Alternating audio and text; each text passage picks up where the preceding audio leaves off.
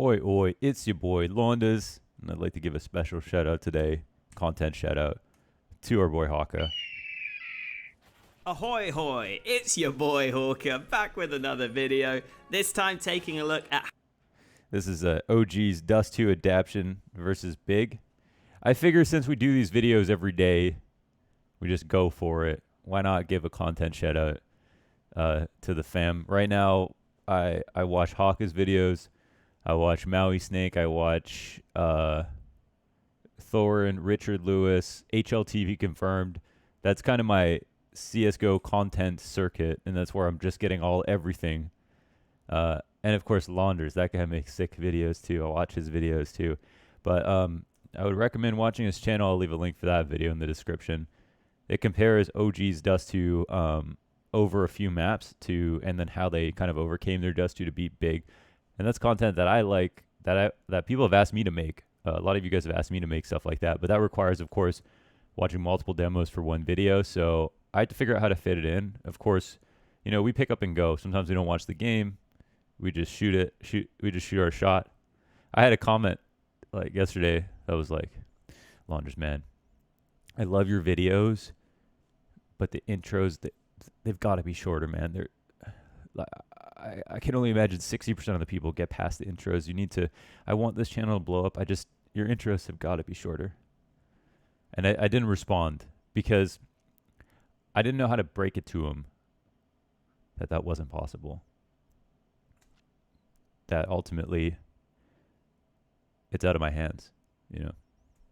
One day, these videos are going to be, they're not even going to have timestamps. It's going to be an intro that bleeds into it's going to feel like just an intro. There's not even going to be enough room for the POV demo review with how long these intros are getting. I wish I could do something about it. Unfortunately, it doesn't seem like it's ever going to end. Every video intro is potentially going to be longer than the last. One day you're going to feel like you watched the whole video and learned nothing. You heard this guy tell a story about how he gave his neighbor an egg when he was supposed to be discussing topical Counter-Strike news and introducing a player and understanding in-depth gameplay. And instead you got a story about a guy who gave an egg to his neighbor. And I don't know what to say. Like, there's nothing I can do about it. So today we're going to look at Gratisfaction because this is a very special story. We got 100 Thieves played in a best-of-5 final versus Furia at IEM New York yesterday. They made the final after getting dropped from the 100 Thieves organization. So this was described as 100 Thieves' last dance, which is quite poetic. It's beautiful. Of course, a reference to Michael Jordan's documentary on ESPN called The Last Dance.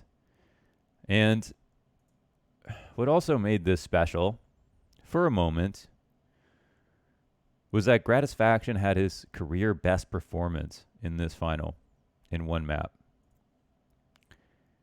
Now, I personally have seen him have a few really, really strong maps. And this game, funnily enough, is going to be another match where we watch a Opper rifle for an entire half.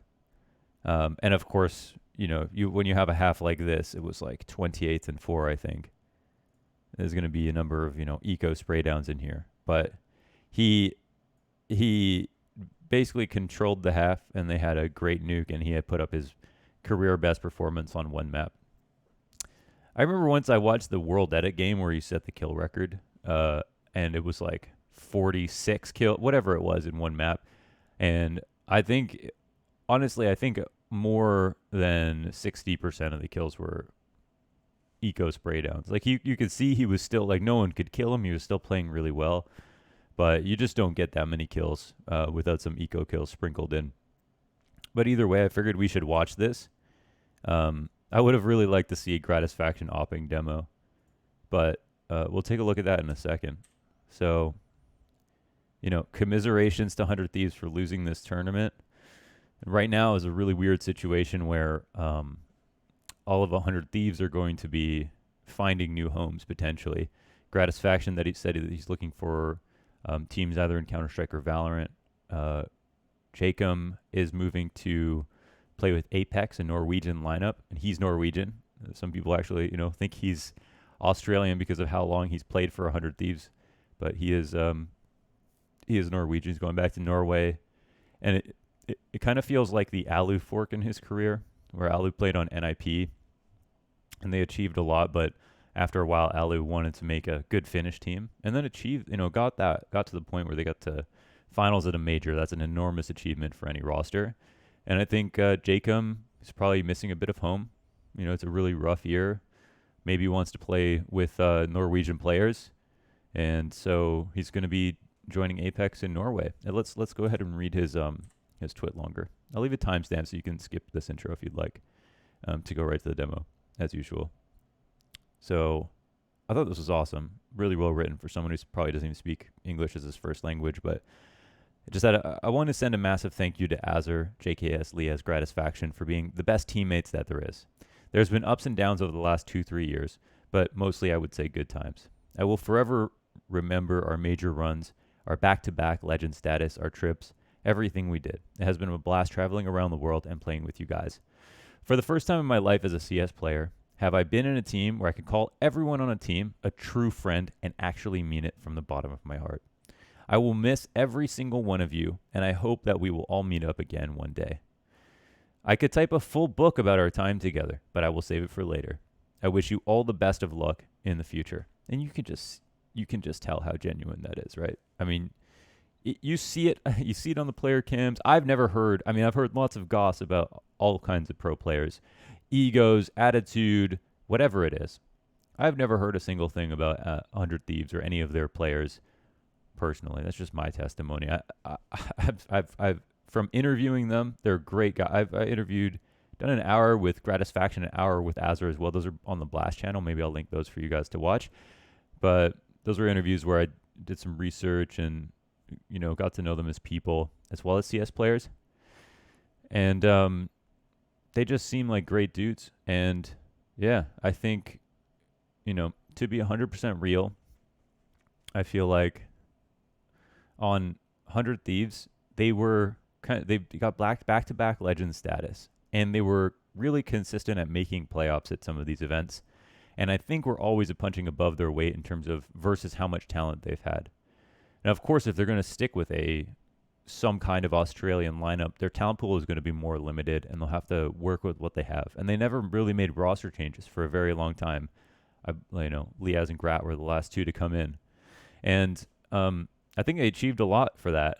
Now, JKS is going to be going to Complexity as well. I mentioned about Jacob, but JKS is going to Complexity. And the other three players on 100 Thieves have decisions to make. So, unbelievable. We've made legend status again. And this is, I don't know if these are the final standings, but I really know how this works, honestly. RMR points are very confusing to me. But right now, 100 Thieves are in second place for legend status with points. And that just speaks to their consistency as a roster in a world where basically no one can be consistent. So they potentially have that locked in again, but I believe they'll have to keep 3 of 5. I might be wrong about this as well, to retain their status and find a new organization and build around those players as well. So I don't know if Grad is saying that if he wants to look for a new team, if that's going to be possible. But hopefully they do get to. I mean, what else can I say on that? I'm not sure. But yeah, 100 Thieves, really talented team, but more so a good team than a team full of talent, if that makes sense. And I think, JKS is lauded as the best Australian player of all time. I'm going to open the game right now so we can get to his.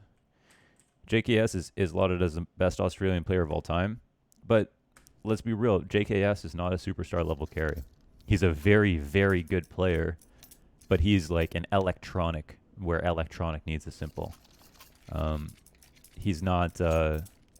He's just not an extremely hard carry. Otherwise, the stats say it all.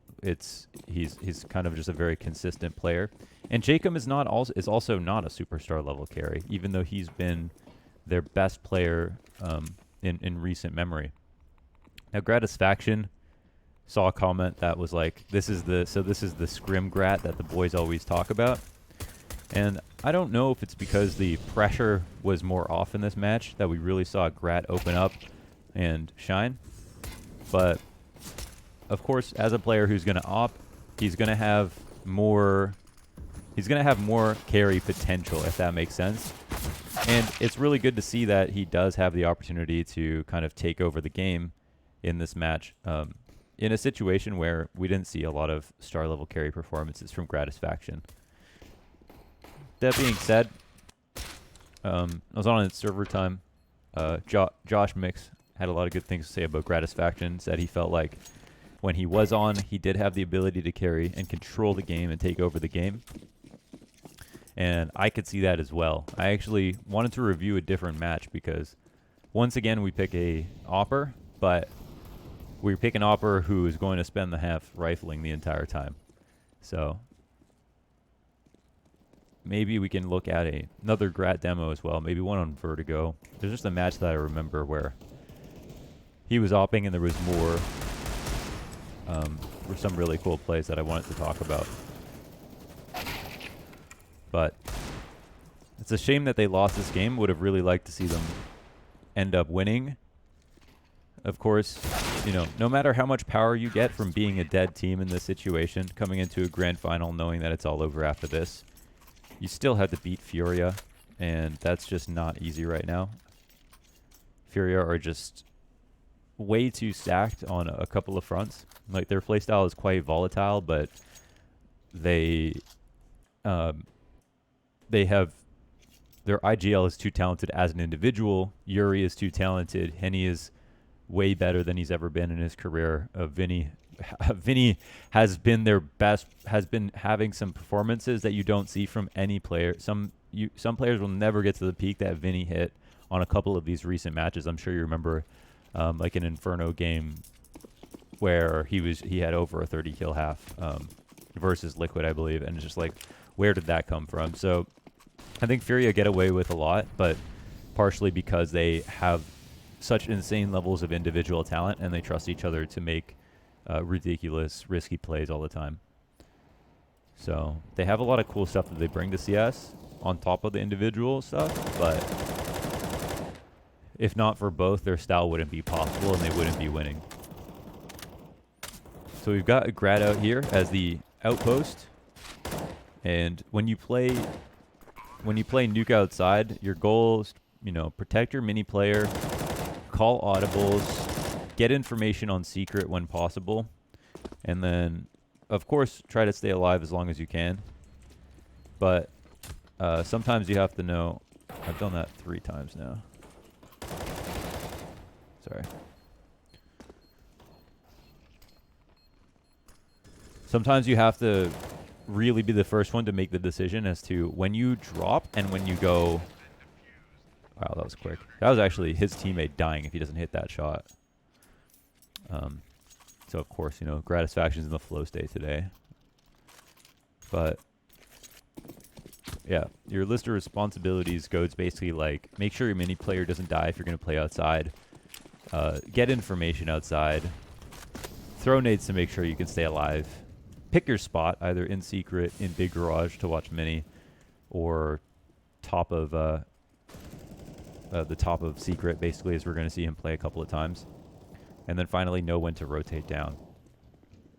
So here, oh my god. Furia are like, they're like an ant colony, right? They're like an ant colony with no queen. Or they're like an ant colony if their queen was an entry fragger. So nobody else knows what's going on. And everybody is everywhere all the time. It feels like you're playing against 7 players. It's funny because it feels like I feel terrible whenever I watch a final where, like, I can see it must be so tilting to play against for any team. Whether it was 100 Thieves in these following matches or Liquid in the couple of finals recently, or EG, who have now started to lose to Furia as well. It's like, the analogy I use is that it feels like Furia are playing like it's 4v5 when it's 5v5, and that's what makes it really hard to play against.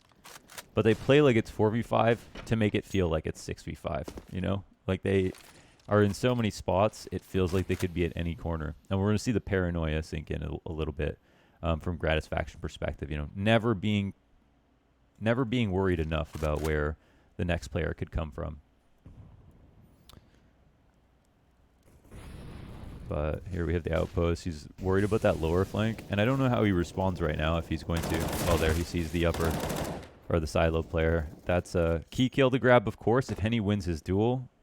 Like, look at the scoreboard right now. I think there needs to be more of a conversation on this is a really hard one to create a stat about, but let's say Henny kills Gratisfaction, even if Henny has 10 HP. But if Gratisfaction is dead, would this round play out differently? And I don't know if he's involved in this last kill. Let's find out. But this would have been a 2v1 in favor of Furia if Gratisfaction didn't win his pure 50-50 duel versus a player at the top of silo. And these swing frags are what can change halves entirely. And swing frags happen really often. This is why individual skill is important, because you can have all of the proper tact. Right, okay, so here's a round where Vinny, he's now in a 1v1 versus Grat, and this gives information to Gratisfaction who's low. But if not for this round would have been over already. When he goes for the spam, he takes some patience, and he actually grabs him. So there's a duel where, you know, this round is brought to you by Gratisfaction for winning the clutch, but most importantly, wins his initial duel outside. It's almost as if that counts as a clutch kill as well. But I don't think those kills are weighted more heavily, even though they should be. With D-flash outside, a different look here. Grat tries to push up. This is a very common play to make. It's a bit scary, but oh, it's a tag down into Squeaky. This is something that I feel like is very important, where no team is good enough to adjust in a way where if you don't know if somebody dropped down the vent on the T side, there's only so much you can do without harming the integrity of your CT setup, and not gambling, where you can adjust properly. So like, if someone drops into the vent, you know, you gotta be worried about killing that guy. Otherwise, he can flank ramp where Gratisfaction is now. He could be sitting inside the vent and just waiting for people to drop down. He can totally change rotations. There's a lot of control and power that he has, and it's hard to kill him. So I think, you know, prophylactic measures, making sure that he gets sprayed down coming out, making sure he gets naded. And there are double nades designed for them to drop down vent. But ways of doing damage before they even get into the vent is pretty much the best way to make sure you win the rounds. And every smart team, not just Furia, it's not just Furia that's crazy enough to drop vents all the time. Astralis were kind of the kings of this with Glaive, and Magisk primarily, basically throwing smokes down, creating chaos and Squeaky, and diving down the vent because of how powerful it was. And that's something that I think is just very important to stop on CT side. If you watch your next pro match, you'll learn that you know, too many rounds in every single half are lost on the CT side because of vent dives. So you can't really overemphasize how important that kill is, even if it takes a bit of luck sometimes. So a foot gets spotted on the way out, and Vinny gets outlurked. A Molotov goes overhead, and Henny dies in the back after giving up that information. So already Grat's definitely done his job here. That's a quick one. Yuri comes flying off the silo. I mean, credit to Grat for knowing that that was going to be where the refrag would come from. And now we're going to move on to the next round, and the round where outside is just controlled. And of course, no outside, no T side here on Nuke. It's all about making sure you can establish at least. And right now, Grat's been getting in their face and stopping them from being able to cross. And what's cool is he's doing it all with the rifle. You know, I'm a big fan of rifling outside. Oh, and it looks like they want some more. So they're going to test them with a few players, and it's just the easy 80 spam burst kills with the M4. A fourth, okay. Kyoto. Let's see if there's more. Nearly an ace here for Grat and the 7-1. The infamous 7-1 scoreline. And another T timeout called. Wow, they called like 3 or 4 timeouts already, it feels like. But of course, without outside, without being able to smoke outside for the cross, without being able to feel comfortable thinking that the CTs aren't pushing every round, the Ts have no play.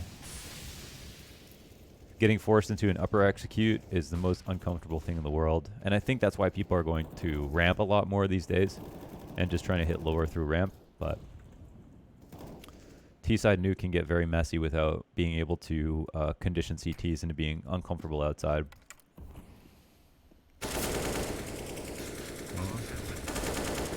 Grat's awareness there nets him a frag. I'll see the flash thrown, and I'm sure he spotted that. And his teammate looking for a kill over there, and yeah, pretty much easy shooting gallery. He's making it look so relaxed. You see Grat's aim style is so floaty, right? He's he takes bigger swipes. He doesn't do the thing where you just like robot aim, flick, break up angles into a million pieces. And we see more of like a kind of a flush of flamey, a fallen. You know, that might have to do with the fact that he is an offer, of course.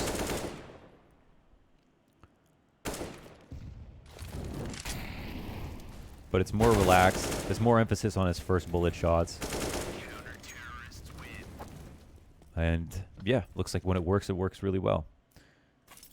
So we're basically looking at one of the worst halves recently for Furia that we've ever seen, and it's pretty much all about to do with Grat. Puts up the 28 kills, I think, in this one half. And then finishes with something like 34 and puts up his career best performance on the map.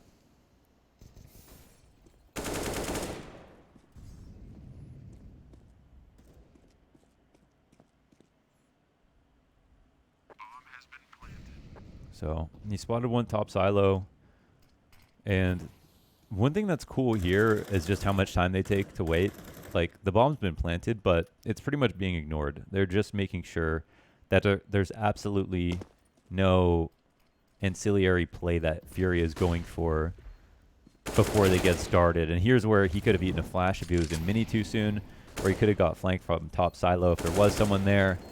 And now, when they establish this much control, Furia, of course, get very uncomfortable. And they lose all their players. And although it comes down to the wire, they had a really good understanding of how to use all of the moments in that retake, right? Like, they dedicated a certain amount to saying, okay, here's 15 seconds where we don't do anything except make sure they don't push. And then after those 15 seconds, we don't hold the push anymore. We just continue on. And if Furia aren't going to push, and if they do push after that point, it might cost them the round. So it's about making Furia uncomfortable by not showing them anything. Let some of their smokes run out too if they have utility upstairs.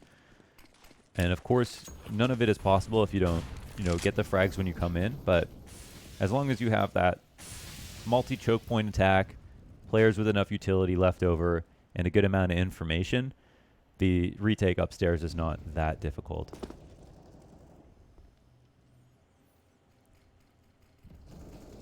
Retake downstairs can sometimes be a bit of a nightmare. And once again, Gratisfaction looking to see if anybody has lurked downstairs. And his position requires a ton of movement. Like, it's not about really being quiet all the time. It's about just making sure you catch them in their choke points. You let the T's out of their choke points, and then you're kind of making too much of a meal of it. Having to kill them when they're already out and lurking is when the job gets too difficult. So far, so good. The kills are coming down outside. And this is all just down to Yuri. Gratisfaction hits a nice flick. Spray transfer to the left. He's spraying the middle of the site. Of course, that's where people plant the bomb on the other side of it. And there's a little space in the teeth on the A site with the two silos. You shoot right between them into the tonsils of the player on the other side.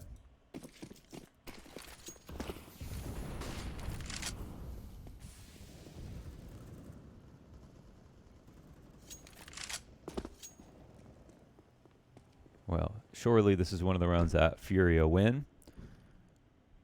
At the moment, it's a full rotate downstairs, and I myself am pretty bad with the sound, so I'm not sure if where that smoke landed, but Azure gets a kill, and Caserado dies to a headshot from Gratisfaction from control room. So now the bomb is somewhat compromised. Oh. Oh, they push together. So they have Molly right side, and they push to see if anybody had come out, but together there's no way that Henny can get them both. Pretty cool. I like that as well.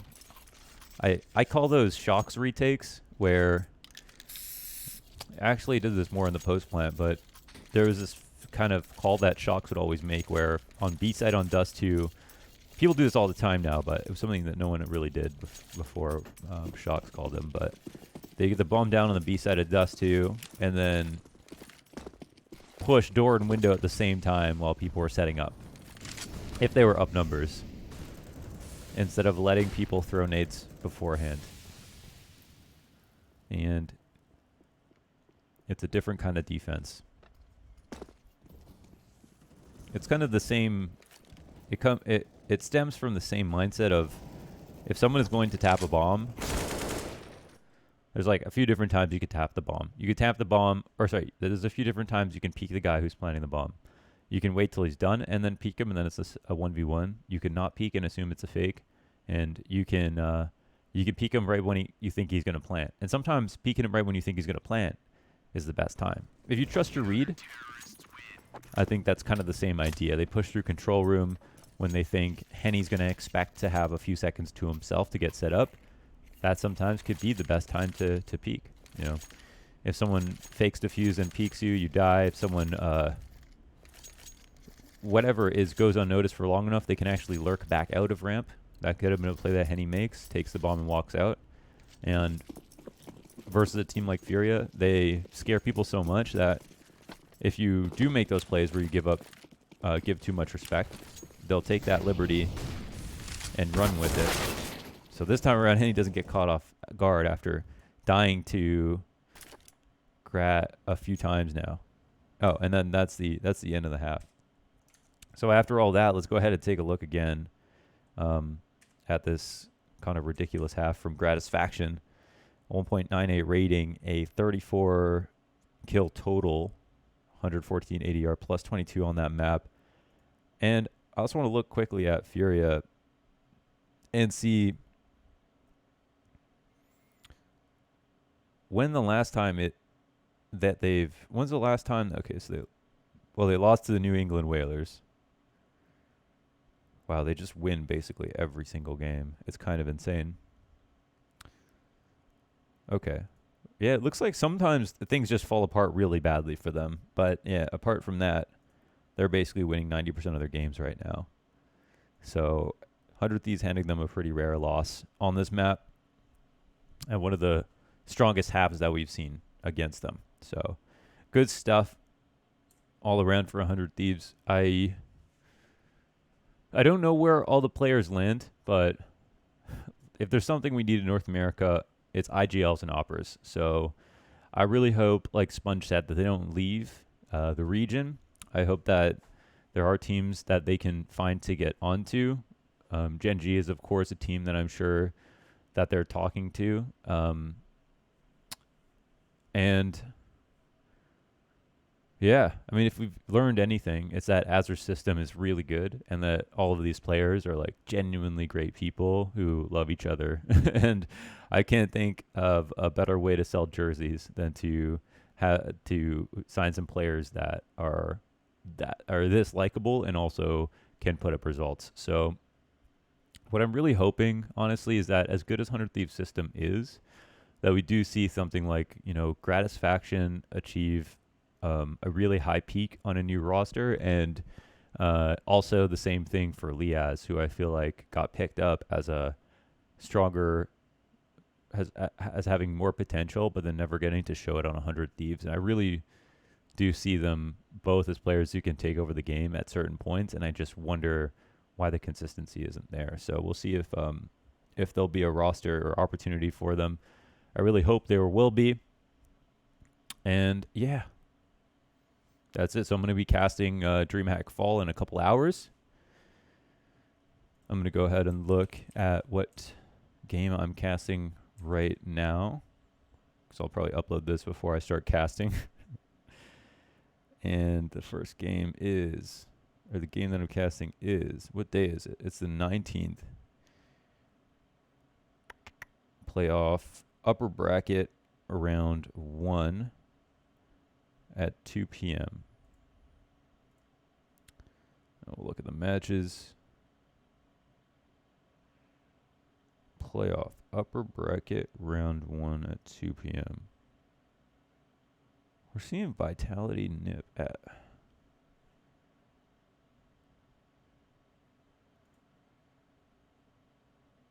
what day is it?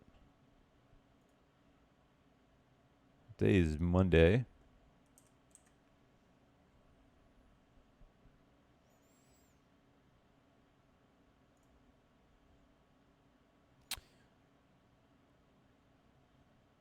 What time is this in?